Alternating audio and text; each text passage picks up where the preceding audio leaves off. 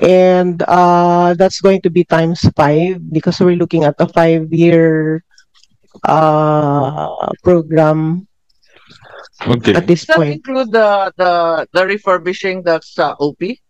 It doesn't include it.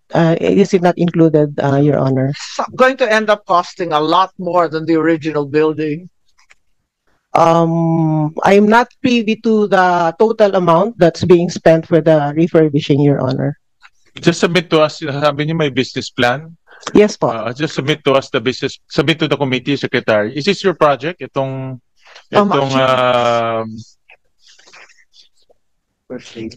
okay. Sige, Senator Win, if I may say, no, it's also nice for us to have showroom para at least anyone can actually.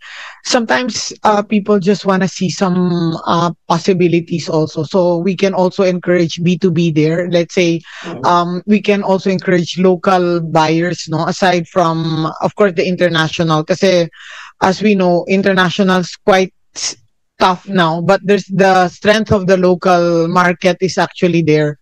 We've also sold a lot of products to Kultura and other, let's say, hotels or other facilities, cafes. So sometimes they're looking for furniture, sometimes they're looking for other items that are local. So they need to go to at least a place where they can see some samples. No? Sometimes we can also have B2B. Let's say we have some delegations to come here. But the design is for MSMEs to showcase their products. Yes, for to showcase. Pwedeng, kasi if we just look at export solely, then we totally limit the potential also of income. Kasi why are we getting into business? Diba gusto natin kumita, whether we sell internationally or we sell locally. So, malaki din ang market locally kasi ang dami na ring hotels na natatay, ang dami na ring cafes, ang dami na ring restaurants that are actually going for local products, no? Local furnitures and other local items also that it's easy for them na magpagawa. Let's say, mag-branch out sila. So, madali na lang bumili. So, by having those showrooms, it also encourages people to say, punta nga tayo doon, tingnan natin what's there.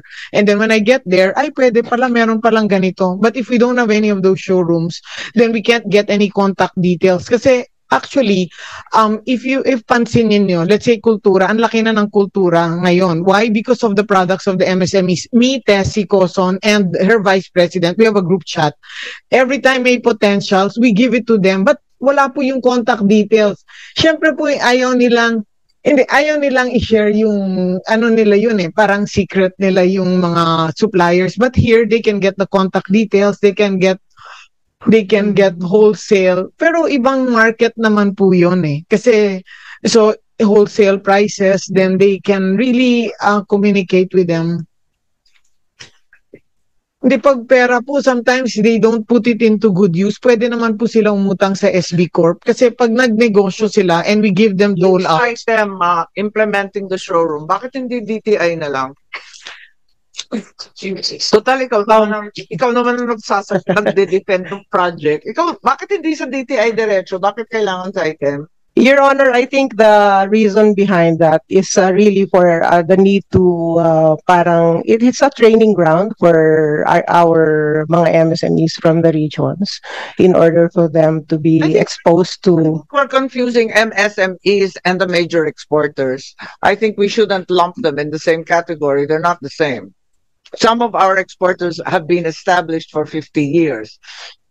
Well, yes, we will have our very small mom and pop operations. We will have our champions as well. Parang maggulo yata yung objectives natin kapag ganyan. No, it's going to be a combination, Your Honor. We will have also tapos may MSMEs. Alin ba talaga? Yes, we will have mga champions that will be exhibiting there as well, Your Honor, and a combination of smaller players. Kasi if let's say I'm an exporter from Cebu, I need to pay rent pa somewhere, then I need to have to operate it pa, hire pa ako ng tao, then ang hirap not like if alam nila meron silang showroom na paglalagyan. So every time I have I can use all my money to develop new products, new designs rather than get stuck on paying rent. Marami akong kamag-anak at barkadang exporters sa Cebu. Ang dinadaing nila, tulong para makasama sila sa mga trade fair abroad. Yes. Wala silang pake sa showroom sa Maynila. Hindi yan ang interest nila. Ang interest nila, tulungan sila sa kanilang biyahe abroad, sa shipping, sa customs. Yun ang tulong na kailangan nila, hindi daw showroom. Yes, actually, Senator, Ang dami you are nga correct. nagsara. But the exporters should also be at least medyo malawak ang pag-iisip nila. Kasi if they keep on thinking export is the dream, dapat they can also do the local market. Because like example, a group like SM, they only do all local. Ang laki po ng potential ng local market. There's so many people who really grew leaps and bounds just locally. Actually, pag nag-export, medyo mahirap din. May claim pa, may We rejects, may understand, we understand. I'm just wondering if this is really an underserved or ill-served constituency. To Mhm. my mind, it's already fully served by all the commercial retailers. In any case, your core report is not very good, no? Meron kayong unrecorded bank credits, cash accounts of unreleased, miscalculation of interest income, erroneous accounting entry for various transactions. Naayos na ba ninyo to? Ba't nagkaganto? Yes, Your Kaya Honor. ako kinakabahan na ibigay sa item dahil yung core report ninyo indicates that there's a lack of capacity to even liquidate amounts being released to you. These are mga AOMs, Your Honor, that have Precisely. accumulated over the Precisely. years, no? So And you mean to say even the ones in the past, you didn't do anything about them? Unfortunately, siguro hindi, Your Honor. But many of the AOMs are being attended to right now. And Many, can you tell me how many? may I refer you to our No, it's a Deputy budget Executive hearing. We have Director. to discuss AOMs. I'm sorry. Kasi si Deputy Director Medilan would be Yeah, well versed on it's a the concern. AOMs. It's a concern. I mean, we don't want Saitem to be operating a major showroom when in fact it can't even liquidate very small amounts. But okay na ho ito, yung mga iba na ayos na ho Yeah, namin. carry over pa rin siya sa September COA Which one is this po? 2025. Can you know? Balu? Ma'am, I good believe that's the afternoon, ma'am. year we're in. Apo. Yes, you're recognized. Thank you, ma'am. Actually, ang COA in 2024, they issued 10 AOMs, madam. 10 po iyon. And then, out of the 10, 4 have been fully implemented by SITEM and validated also by COA. And 6 of the AOMs are partially implemented. And we are now in the process of doing reconciliation based on the recommendations Yeah, of mag-submit COA. ka na lang ng report kung ano pa yung Aha. pending kasi Sige, nag-carry meron over ako. pa rin sila ng napakaraming AOM. Meron po ako nga. Yes, ma'am. Thank you po. Patubig na lang yung business Yeah, business submit plan na lang. sa Kasi committee. nakakatakot di ba? Magpapalaki tayo ng showroom tapos hindi pa maliquidate, maliliit na mga bagay. Pasensya po, talagang budget hearing, talagang COA ang binabasa una. Thank you for that comment po. Okay. Alright, SBC po. Andiyan ba yung SBC? Okay, hindi ba nandito? Saan na siya? Sige, yung SBC na lang po. Kayo na yung huli, no? Sa mga attached agencies and attached corporations. Is he anywhere? He just went to the banyo. He was actually just here a while ago. Yeah, I saw But it. Senator, kasi nag-chairman ako ng SB Corp even when I was undersecretary. So we made some changes that baka some of them might be part of your Yeah, question. okay. If you're volunteering. During the pandemic, you received an SBC 8.08 billion additional equity from the national government for the Bayanihan to recover as one, di ba, nung nag-COVID. Plus 5.25 billion in annual subsidies 2021 to 2025. So maraming pera yung SBC. Ano nang status ng loan program? Dito sa 8 nung COVID plus 5.25. Senator, I'm not, I came in way after COVID, so he can answer that. But during that time po, every time they make pa loan, kailangan may collateral. But nung I came in, these loans of SB Corp now for up to a certain amount, I think 10 million, wala na po itong collateral. And we made it very easy for the MSMEs to loan kasi ang main mandate talaga ng SB Corp ay magpautang sa MSMEs para lumago or at least mag-grow yung negosyo nila. So, Okay, antayin natin siya. yes, for the one of the, during the pandemic po. Yeah. If you want, I can say while waiting for him, the one that's now, so we don't waste time, if that's okay with you. Bakit wala ngayon? Ano na yun? Ayun na. Ayan na siya. Oh, SB Corp, please. Opo. Yeah, can we be updated on the COVID 8 billion? Good afternoon. Ano na nangyari sa mga loan program? Kasi ang dami-daming reklamo na humingi ng collateral samantalang SBC was precisely created to avoid onerous documentary and other collateral requirements as well as delays in the release of the funds. So, ano nang status noon? Good afternoon po, Madam Chair. We were given 8.08 billion po in 2020, late 2020. Out of that, 4 billion was earmarked for the DOT. So the remainder, we fully utilized that.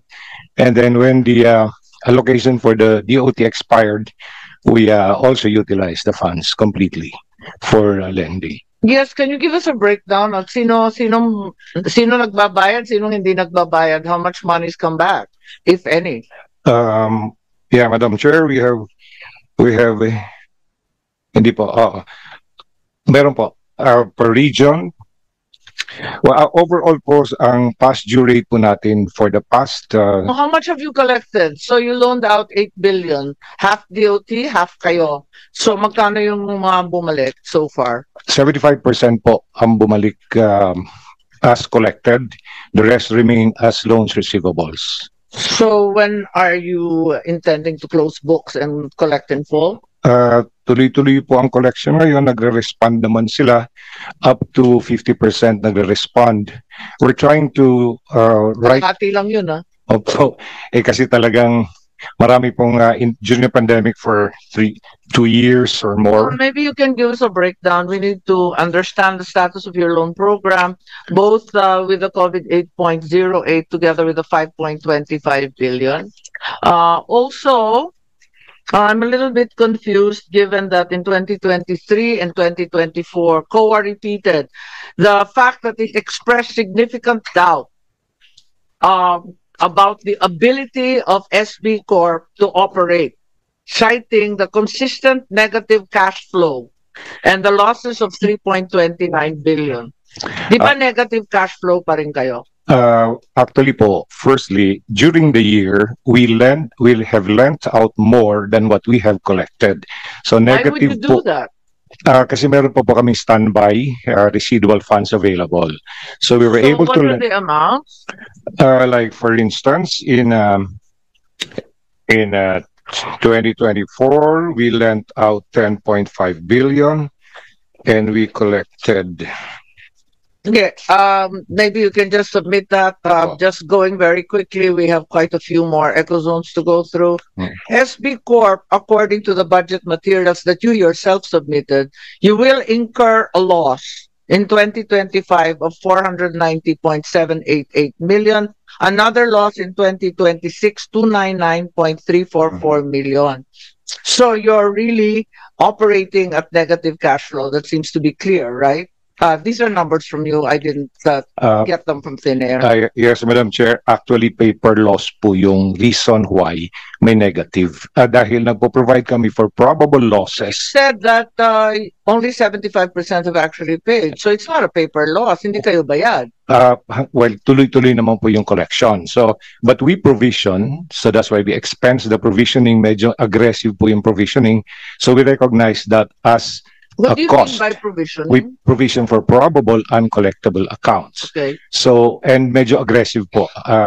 So ngayon, that results in net negative income, but operationally, we're able to cover all our expenses, personnel and operating expenses, and we are able to register positive bottom lines from a purely operating point of view. Kaya nagbabahid po kami ng So how much is your provision for non-collection and probable losses? Well, in about a year like last year, that's about 540 plus a million pesos. 540 million.